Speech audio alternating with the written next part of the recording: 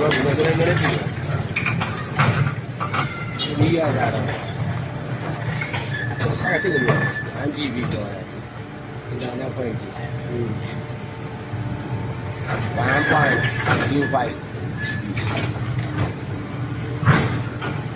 ကျွန်တော်ဟိုနေ့မီးတောင်ကနေဘယ်လိုလဲချိလိုက်လို့ဒီပုံမိ9000ချိလိုက်တော့အဲ့9000ချိတယ်ပြော MPP ကလည်း 1GB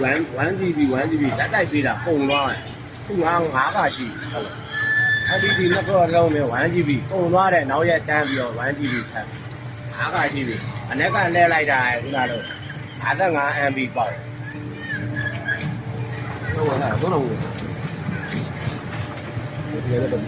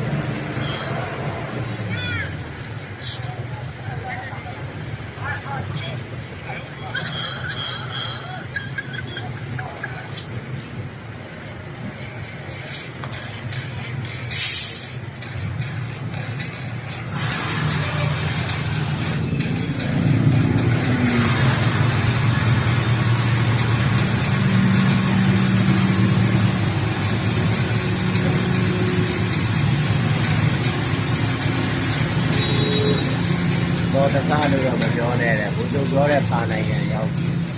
ည့်စာသိမ်းမှာဒီတော့ခြုံဘုတ်တောင်ဖြစ်အောင်ပါပြီလေလေးရှိတယ်နော်အောက်မှာရေးထားမတော်မဆလို့တော့မပြောနဲ့ဟုတ်ပါဘူးအရင်ကလိုက်လို့လည်းတော့တောက်လို့ဒီအောင်ခဏတော့ရှိတယ်ဒီကိုခြုံဘုတ်ဖြစ်နေ